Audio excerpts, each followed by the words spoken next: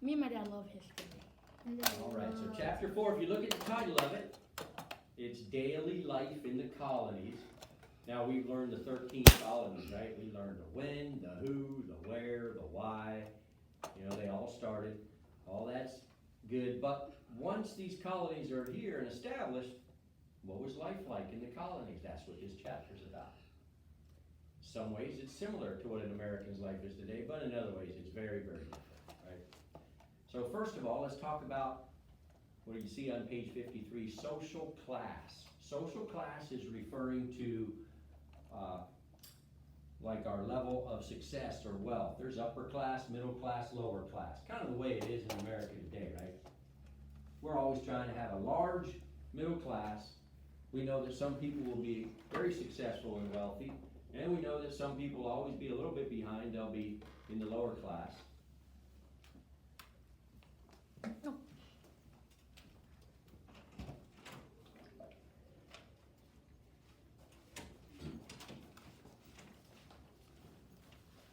But generally, there's 3 classes in modern America, just like there was 3 classes in colonial America. Now, before we get into the specifics of what those classes were like, social classes, in America today, do you get stuck in a certain social class, or can you change social class? You can change. You can change. You can move up and down, right? You're not stuck in a social class. That's the great thing about America. That's why we call this the land of opportunity. That's what we mean when we say economic freedom. We're not stuck in a certain social class. All right, that's why everybody in the world wants to come here, for those opportunities. All right, so you probably, your parents, your family might have told you the stories. I know my wife and I, we bored our kids with the stories of when we were first married. We would have been lower class. And we tell them about the junky cars we drove and the lousy places we lived and the things that we couldn't afford. And we laugh at it now because we didn't stay there, right? We worked our way up because of freedom, right? That's the land of opportunity. Your family's probably much the same way. A lot of people, especially young married people, start in that lower class and then work up. Kind of why it makes, I never know whether to laugh or cry when I see some of the things going on in our country today. And I see so many young people, your generation or maybe a little older, like young adults, and they're rioting, or even the peaceful protesters. And what they're protesting against so often is about their social class. And I just feel like saying, look, you're not a victim. You're an American. You have the freedom to better yourself. See, the one person in the world who how your life turns out most depends on is you. If things don't go well in your life, it's not someone else's fault. It's not something else's fault. You're not a victim of the system or anything else. You're an American. See, so many times your generation, young people, believe that freedom means freedom from the consequences of your choices. That is not what freedom means. You will never have freedom from the consequences of your choices. Choices always have consequences. When you make good choices, good things happen. When you make bad decisions, bad things happen. Right? That's inescapable for all of us. That's life. Right? That's personal accountability. How your life turns out, the number one person responsible for the answer to that is you. There's a saying going around now. I don't always like new modern sayings, but this one I heard, I kind of like it. It says, play stupid games, win stupid prizes. All right? When you make bad choices in your life, things aren't going to turn out good. We never get freedom from the consequences of our choices. That's not what freedom means. Freedom means to make your own choices. So we need to make good ones so that good things happen. Because that's how it works. So just like today, We don't have to stay in the same social class. In colonial days, they didn't either for the most part. There are exceptions we'll get to. That's why they came. They were free to improve themselves. However, it's important to understand that back in Old England, back in colonial days, there was not that freedom. You were stuck in whatever social class you were born into. Not in the New World, but in Old England. So if you were lucky enough to be born into a wealthy family, good for you. You're gonna enjoy wealth for your whole life and pass wealth on to your children. But if you were born into a poor family, there was no way to get ahead. There were no freedoms and opportunities. There's no land available to buy to better yourself, so you're stuck. Which kind of explains why so many settlers wanted to come to the New World, right? Where they would be able to improve their situation in life. All right, so let's get to the 3 social classes in colonial days on page 53. Question, Ethan? How could they like keep the rich people rich? Like, what if they made a bad investment or something? And they lost their money. Well, that would happen, but that was very rare because of the way things were set up. They were kind of insulated from the consequences of their bad choices. Good question. All right, so in those days, the upper class, in colonial days, there was a term for that. They were called the aristocrats, the aristocratic class. Not a term we use a lot today, but they were the very wealthy. They had very refined tastes and manners. They enjoyed the luxuries, probably imported their clothes and furniture from England, usually well educated, probably had servants, household servants to help them with their daily tasks. This is their aristocrats, upper class. Excuse me. Now don't be confused, that doesn't mean they're lazy. Much like wealthy Americans today, how do they get their wealth? They work for it. All right, so the same was true in colonial days. Those in that upper class, aristocratic class, were not lazy. So kind of help you understand, maybe put a face to that. Think of George Washington. He would have been a Virginia aristocrat in colonial days. Very wealthy, had a large plantation, very successful man, also an extremely hard worker. All right, no secret or mystery to how someone reaches the upper class. All right, on page 54, what most colonists were, and probably what most Americans are today, is what we call the middle class. They're not necessarily wealthy, but they're certainly not poor. They have a comfortable home. In those days, they probably owned a little bit of land, their own little farm. They just don't have all the extra luxuries. And then finally, in colonial days, the lower class consisted of 2 different groups of people: indentured servants and slaves. Very, very different. So let's explain the difference. An indentured servant is basically an agreement between the master and the servant. So this is how mine worked. Let's say that I'm a wealthy aristocrat that lives in the New World, and I could use some help. I could use a servant. Let's say that Maddox is a person born into poverty in England. We already said, is he going to have any opportunities to improve his life over in England? No. Which means he wants to come to the New World where there's freedom of opportunity. But problem is he can't afford the trip. It's not a free trip. He doesn't have the money for the passage across the ocean. And that's where I come in. So we make an agreement. I will pay for Maddox's trip over in exchange for his service. He'll be my indentured servant for a period of years, usually 4 to 7 years. And we write it all down in a contract. All right?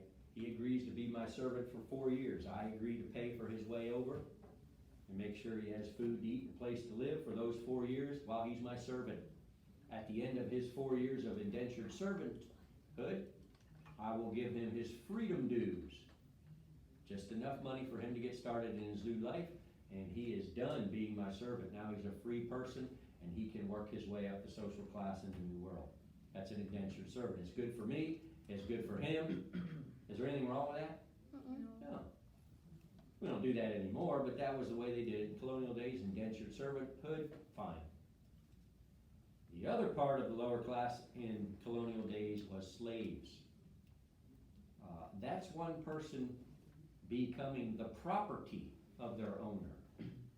And with a few exceptions, there were slaves that were granted their freedom, but generally speaking, they were property for the rest of their life. They did not come to the New World with any agreement. Right? They came against their will, and they were stuck as slaves with no chance to improve their social class. Is that okay? No. No. We'll talk a lot more about that in a later lesson, but slavery is never okay for one person to own another person as property. Indentured servants, that's an agreement. Might be outdated now, but there's nothing wrong with it. Slavery, never okay. So, sum it all up, different social classes in colonial days. Upper class is the aristocrats, the very wealthy. Middle class, not wealthy, not poor, comfortable. And then the lower class, which was indentured servants and slaves. Any questions on that? All right, flip on up to page 61. Let's talk about colonial education a little bit. There was different ways that colonial young people were educated. Nowadays, there's different ways to get an education, right? This is the kind of the most traditional way. Students come to a building called a school, and they sit under instruction from a person called a teacher, right? And they use textbooks, and they get tests and quizzes to see how they're doing. And we've been doing it this way for a long time in America, right? This is the traditional way. But it's not the only way to get an education, right? Some parents homeschool, right?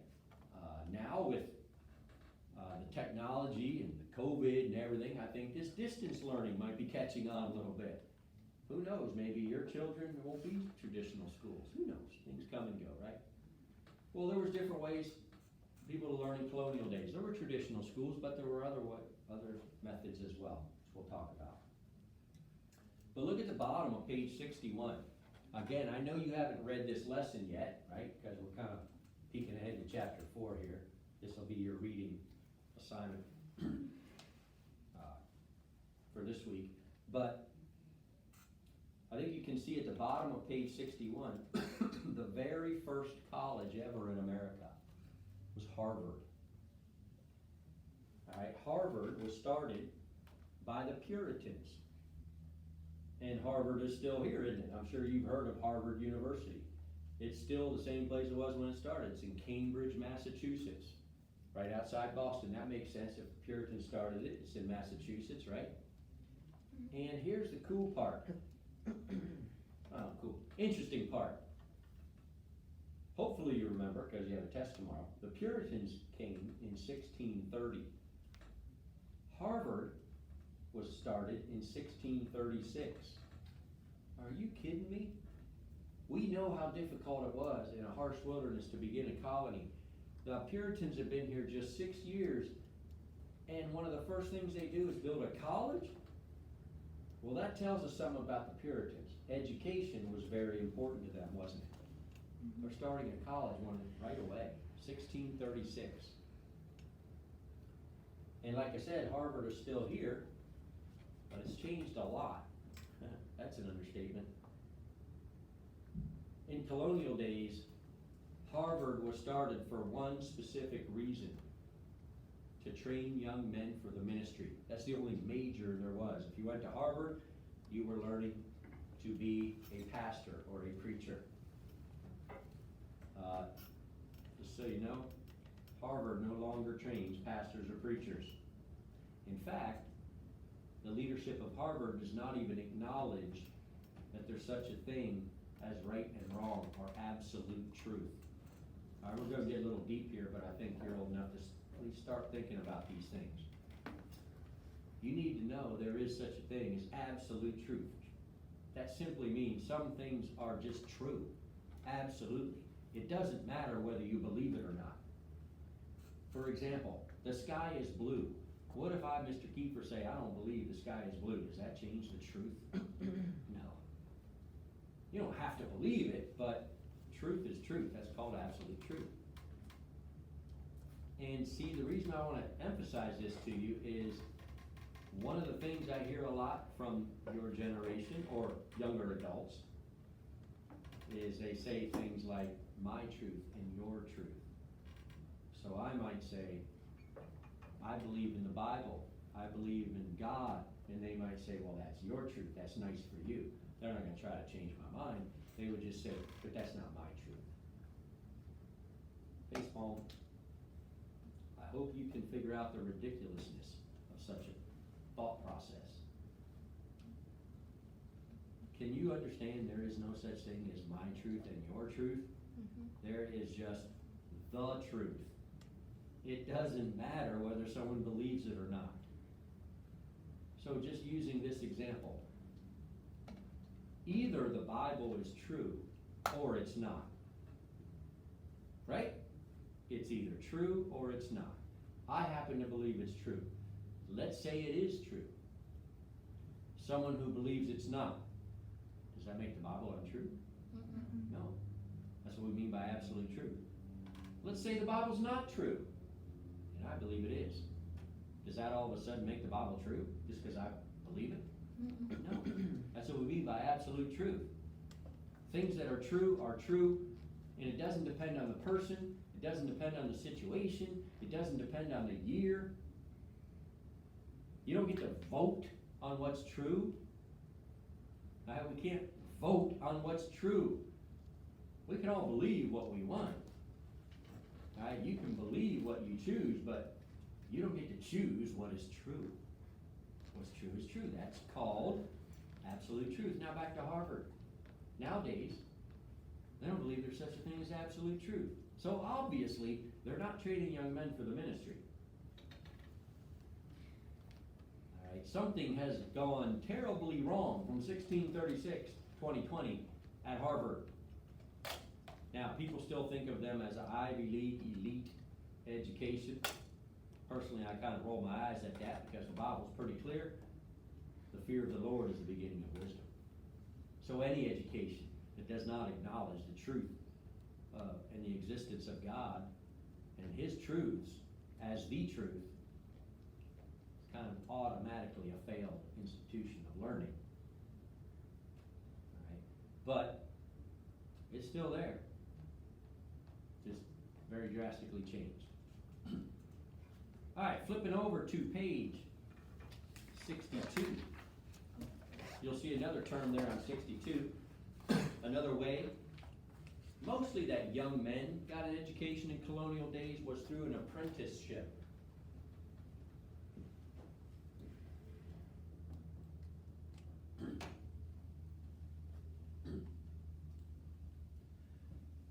So a young man would become an apprentice to an established older guy, a master craftsman. So sometimes young men want to make a living as a job, as a career, in a skill using their hands. Don't necessarily need a college education for every single career, right? But you do need to have a skill. You do need to learn that skill from somewhere. So in colonial days, those things might have been like a blacksmith or a silversmith, or like this picture up here, looks like they're cobblers. All right, they make and repair shoes or whatever. So this young man here, it's like about a 12-year-old, right? Something like that. He's an apprentice to this master craftsman, this cobbler. The way that works is he's going to leave his family and come and live with this guy for usually a period of about 7 years, and every day he's going to work side by side with him, helping him with his tasks, learning the trade of being a blacksmith or a cobbler or whatever the trade is, right? At the end of 7 years, you think this young boy, who will now be a young man, you think he'll know something about making shoes? Yeah, he'll be a master craftsman himself, and he can go to another colonial town and be that town's blacksmith or cobbler or whatever. And in addition to learning the trade, every day they'll also hit the books a little bit. And the man will teach the boy about reading and writing and basic arithmetic, you know, the basics, things that everybody needs to know as an adult, no matter how you make your living. All right, that's an apprenticeship. We still have apprenticeships today, but a little bit different. And we still have trades today, right? Different people make their living with skills that they work with their hands. They might be a car mechanic or an air conditioner repairman or any number of things. We don't necessarily do an apprenticeship. We have trade schools and other ways to learn a trade, but that's how they did it in colonial days. Any questions on that? All right, one thing I want to spend some time on is flipping back to page 61. There's a lesson toward the top, or I shouldn't say a lesson. Toward the top, it mentions a law that was passed in Massachusetts by the Puritans in 1647. It has to do with education. All right, so we know the Puritans start Harvard in 1636. 11 years later, 1647, the Puritans pass a law in Massachusetts. Here's what the law says. Any town, once they reach a certain size or population, the town is required by law to open a school so that their children can learn to read for themselves. Well, that's nothing spectacular, right? We know education's important to the Puritans. We pretty much do the same thing today, right? All communities have to have schools so kids can learn to read for themselves. Yeah, but here's what I find fascinating. I never seen anything like this. What did the Puritans name their law? Requiring towns to open schools. What did they call the law? Kateri? The old Dullard Satan Act. Yeah, the old Deluder Satan Act. All right, just so you know, all year long we're going to use the word act. Act means law. All right, we know who Satan is. That's the devil, right? We know what old means. What about the word deluder? That's not a word we use every day in conversation. It comes from the verb to delude. All right, does anybody have a guess on what that term deluder might mean? I don't expect you to know, but see if you have a guess. What do you think, Ethan? Is it the same thing as diluted? Diluted, and what does that mean? Like stupid, kind of? Well, maybe, a little bit, kind of watered down. Not diluted, but diluted. A little different word. And it means deceived, or tricked, or fooled. Alright, so, make the more understandable, we might call this law the old deceiver Satan Act, or the old tricker Satan Act, or the old fooler Satan Act. You probably know the Bible describes the devil as the father of lies, right? You heard him described as that, the great deceiver. See, that's what Satan's good at. Now, I want to tell you about something. I don't want to scare you, and by the end of the period, I hope you won't be scared. But it is kind of eye-opening. And you need to know. You have an enemy. If that's the truth, don't you need to know that? I mean, you're going through life and you have an enemy and you're unaware of it. What are your chances of defeating the enemy? Not very good, right? So I want to tell you that you have an enemy. And where I get that is from God. God's going to tell you. I'm going to show you the verse. He's telling us that we have an enemy.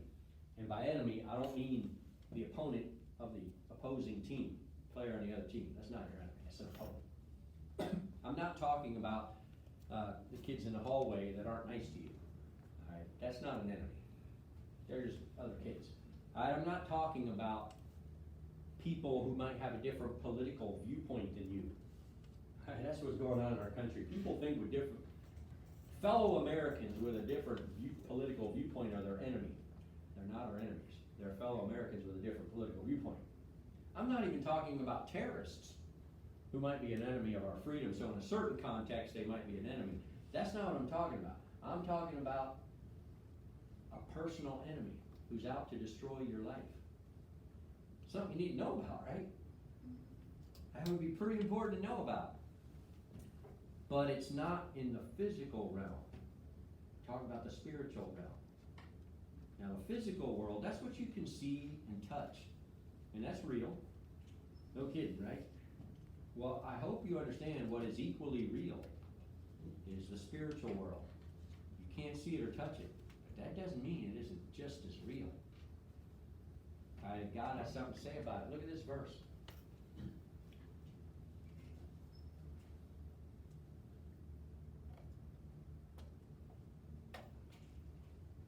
This is 1 Peter 5:8.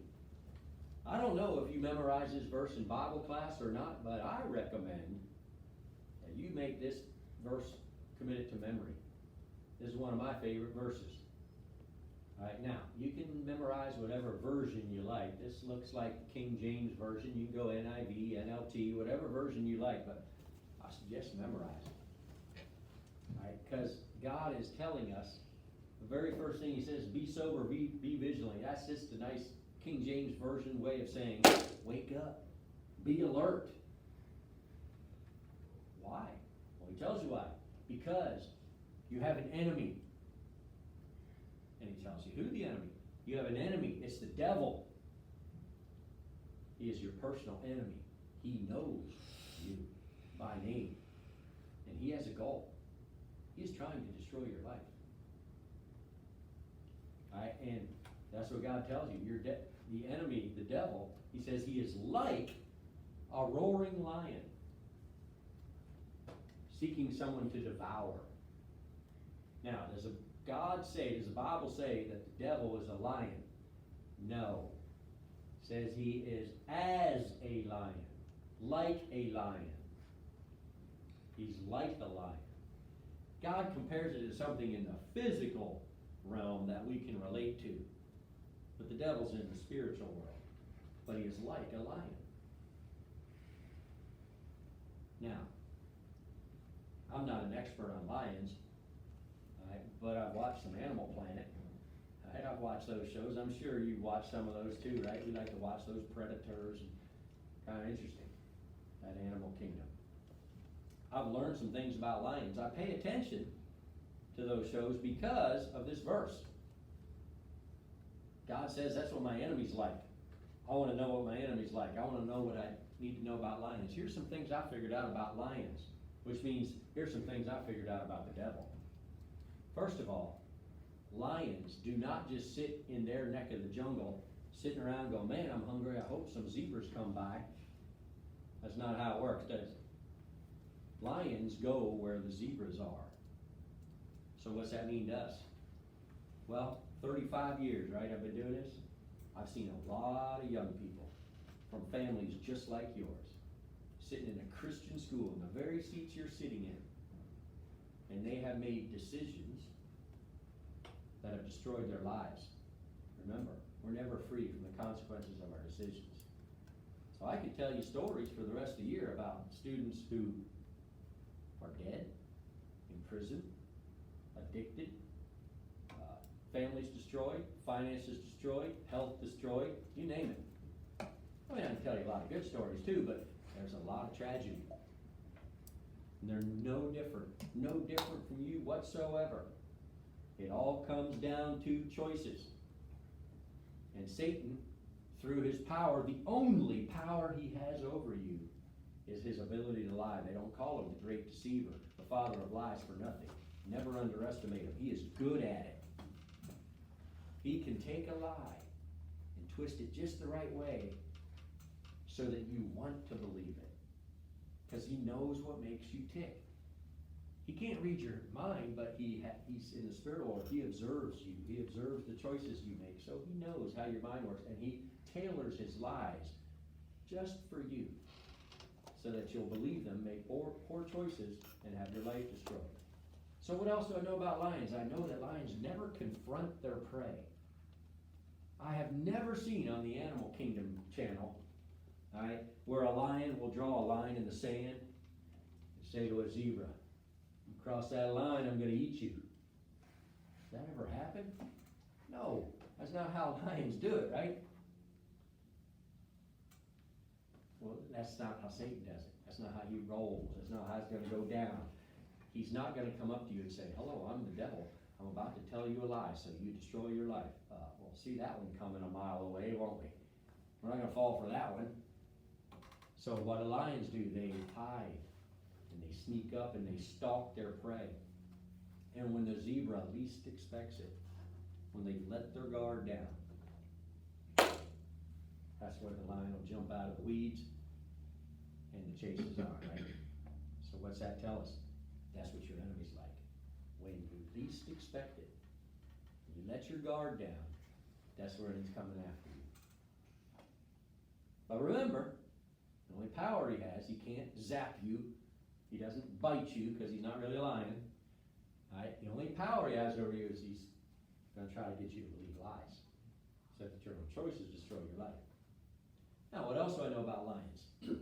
Once that zebra herd starts scattering, the lion only needs one, right? He's going to chase down one zebra. Is he going to chase the mature, adult, healthy zebra that's a fast runner?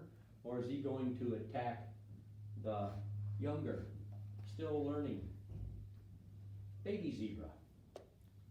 We know which zebra's getting eaten for lunch, right? It'll be the baby zebra. What do we learn from that? Well, Satan, is he more likely to try to deceive Mr. Kiefer or you? I think we know the answer to that, right? Not that I can let my guard down, but the devil knows Mr. Kiefer's set in his ways, right? He has lived through life. He's made good choices and he's made some bad ones and he's learned from them. But he's not so gullible. He's not likely to believe lies.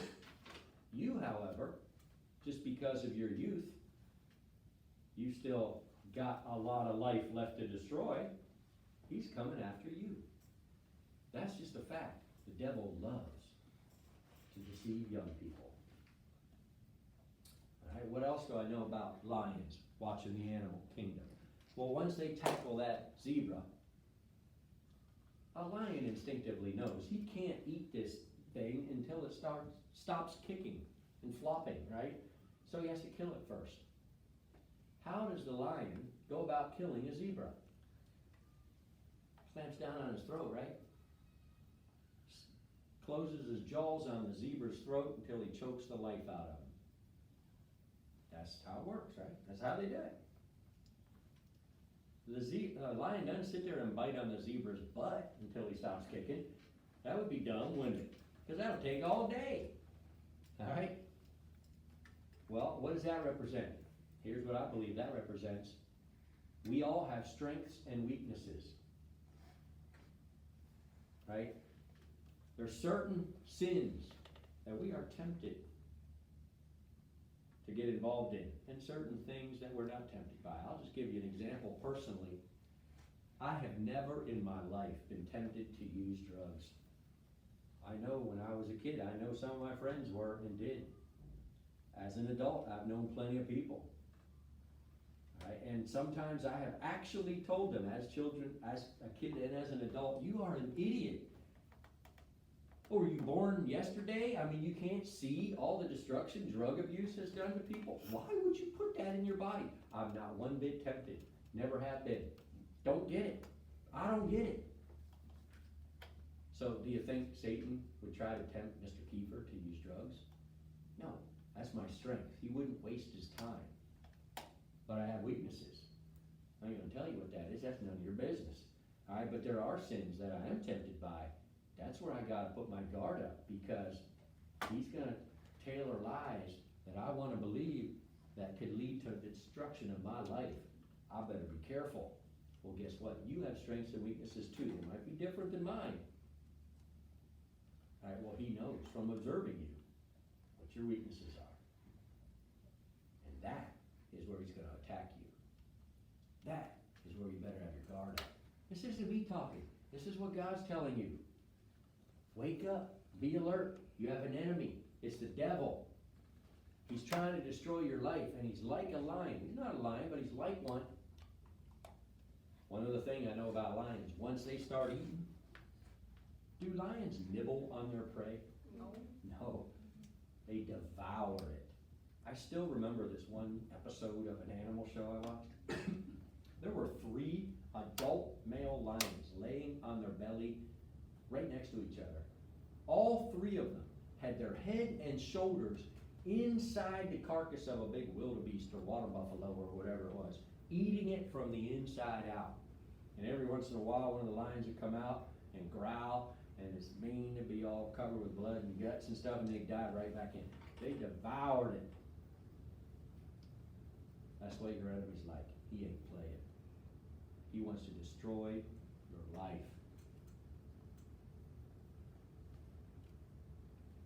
But remember, the only power he has is the ability to lie. Think of Adam and Eve.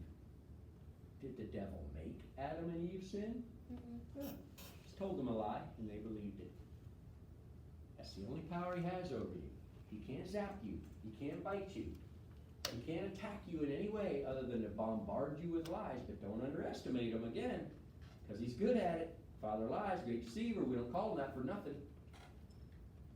And then we make choices. And remember, we're never free from the consequences of our choices. And the consequences of those choices can destroy our lives. If you don't believe me, come on, look around. I think we all know friends and family who to one degree or another have had their lives destroyed by their own poor choices. Look at our society. It's obvious. Right? People make bad choices because they have an enemy. Now, you know. You have an enemy. You know who he is. You know what he's trying to do. And you know what he's like.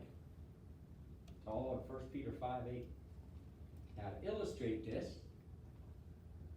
I'm going to put a drawing up here on the board.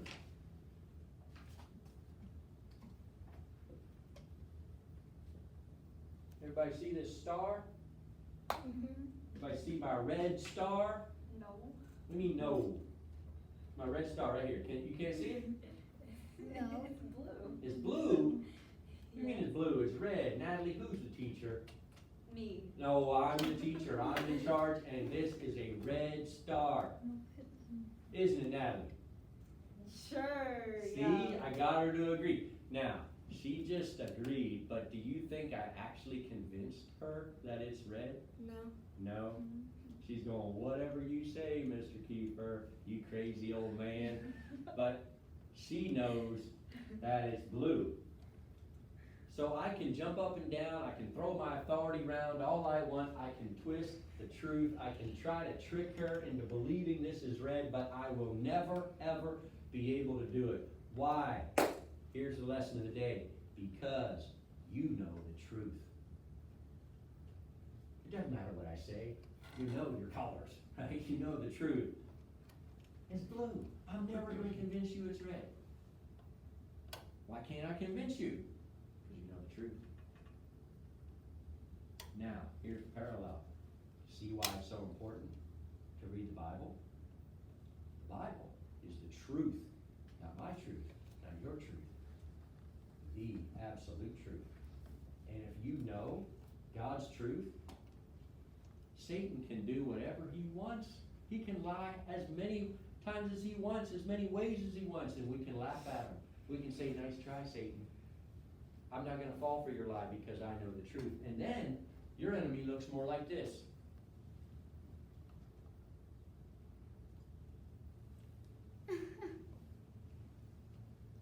I mean, Satan's harmless. The only power he has is to lie, right? If we know the truth, he can lie all he wants. Nice try. That's scary. All right. Besides, the Bible says, he who is in us is greater than he who is in the world. The Holy Spirit that dwells in us is greater than our enemy, Satan. So I'm not telling you have to be afraid of him. Neither is God. God's telling you you should be aware and alert that you have an enemy. And that is the importance of knowing the truth. Now, let's go way back to colonial days. 1647, Massachusetts, the Puritans, in their perfect society, their city upon a hill, they pass a law requiring towns to have schools so their children can learn to read for themselves, not so they can read Dr. Seuss for themselves, although I like Dr. Seuss. One fish, two fish, red fish, blue fish is my favorite. Something like that. But so that the Puritan children could read the Bible for themselves. And so they would never forget the importance of why they started schools.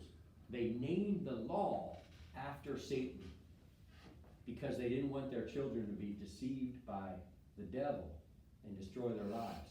So they required schools so their kids could learn to read the Bible for themselves. Now let me ask you something. Where is it, do you think it would be harder to grow up and avoid bad choices in the perfect society, city upon a hill, Puritan days, or the wicked American culture today? A little bit harder to grow up without making bad choices today than it was then, probably. That's just my guess. Now, that's not your fault, right? You didn't choose when and where to be born, all right? But this is the world you're in. The point is, if it was that important for the Puritan children in their little holy culture, city upon a hill society, how much more important is it for you today in your culture to read the Bible for yourself? Because I'm going to tell you how it's going to go. This isn't a prediction. This is just the truth. You're old enough to understand this. If you read God's Word every day, you're going to make good choices.